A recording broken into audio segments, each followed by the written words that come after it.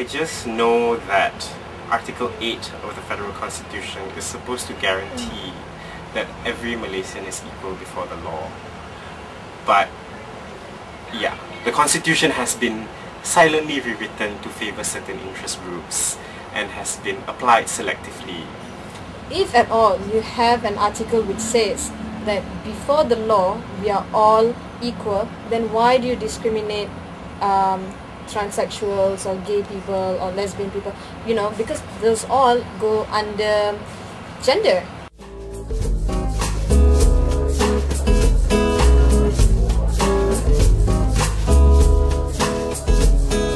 This is not a love song.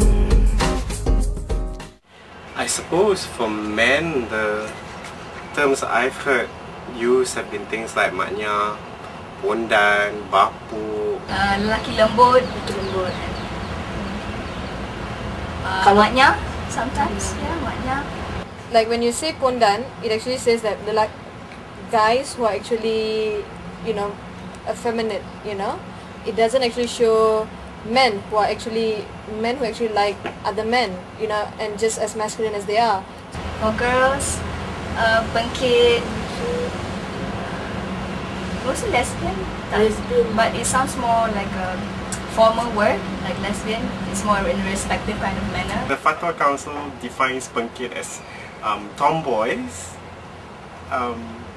There are people who define bangkit as butch lesbians. Usually for the one that shows the more masculine side. These maknya terms actually come from a Malay word and also Chinese words, where ma is considered as like a mother, you know, where the transsexual community used to call themselves, you know, as a ma, you know, when they have a conversation with other transsexual. And this nya is come from the word nyonya. It's a Chinese term. It's like ababa nyonya. Then they combine it to become a ma and the nya. And so it's a maknya term for a transsexual. But a lot of these words that they use are actually pretty derogatory lah. It's not exactly, it has not been reclaimed and it's pretty derogatory.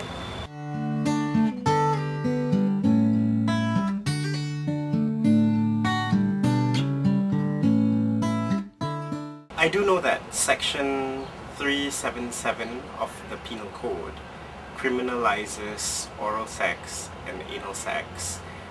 Among other things, you know, these behaviors are grouped under the term carnal intercourse against the order of nature. And basically, I think it's also part of the whole religion thing. Like in Islam, the guy cannot look effeminate, and then the woman is that said like can't look like a man, like the recent fatwa that's been addressed.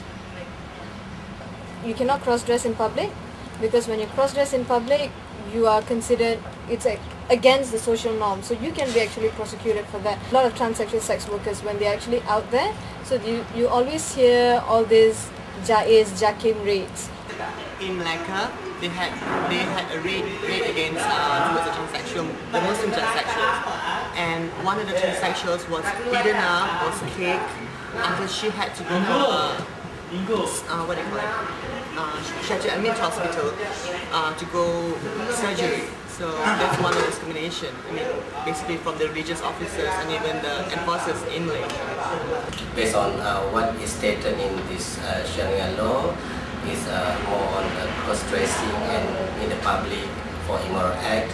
And when they are found guilty, they will be fined up to 1,000 or up to more than 6 months jail. And for the civil law, is a bit lower. You know, you can be fined up to 25 ringgit only.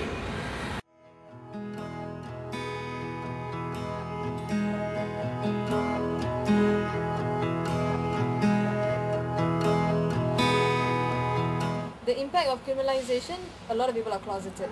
Golongan homoseksual sendiri terpaksa terpaksa hidup menjadi somebody yang bukan dia. It affects people's freedom of association and freedom of expression. Most parents they don't understand that, and normally, you know, when they have this kind of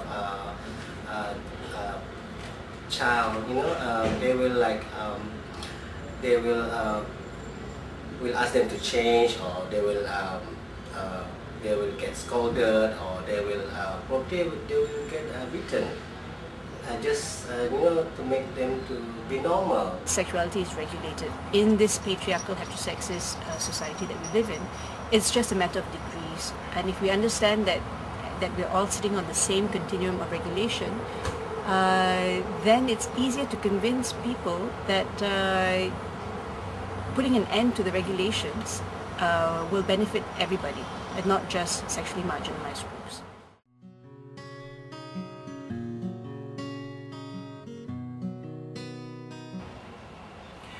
I think there is a growing climate of moral policing in this country, and it becomes particularly serious in times of political instability. Or you know, they face discrimination in school, university. So some of them just drop off from school. That's how you have your HIV going up, you have your STI going up. Perempuan menyupai lelaki atau lelaki menyupai perempuan mungkin lebih susah untuk dapat macam pekerjaan, kerana macam diorang dijudge kan, ada pandangan serong lah tentang diorang. Bila orang tahu siapa dia sebenarnya, orang rasa tak selesa. You know, simple things like even just getting a bank loan, you know, applying to open a bank account, things like that. It's very difficult for someone who does not conform to sex and gender stereotypes. I think we're all lefties and, you know, waving play cards around, making statements.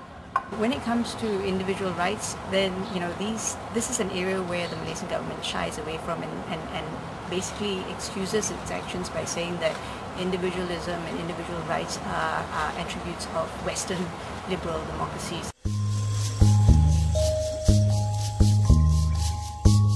My name's Elaine. I'm a sub-editor, graphic designer, writer, illustrator.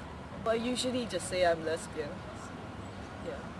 Well, I think lesbians in general here seem a bit quieter about their orientation, but in the past 2 years I've been noticing more girl-oriented parties, girl-oriented. I think more young people are getting involved in the scene, so more of them are having a say, and then I guess by virtue of being younger, they're more interested in lifestyle stuff, like nightlife, clubbing. My name is Julie Ko, and I run a lesbian network in Malaysia. Well, when I was coming out, when I was very young, there's a lot of questions I went through and asked myself, because I didn't have anywhere to refer to or anywhere to ask. So a lot of sexual orientation questions was done by me exploring. Whether it's right or wrong, I'm not too sure. So my motivation of starting this website was to provide a space, a virtual space for women to network. And thank goodness for the internet. It's because of that we can come together, ask questions, seek out friends, and to know that we are not alone. I think the lesbian community in general are less informed than some other communities when it comes to defending their own rights. So because of that, I think they feel less armed and less adequate to stand up for the community, and there is that very touchy issue of representation. Like, who are you to speak up for my rights, you know? So that's why we have the problems like the Muslims saying, why are you speaking up against the fatwa when you're not a Muslim? And they don't understand that the issue affects everyone.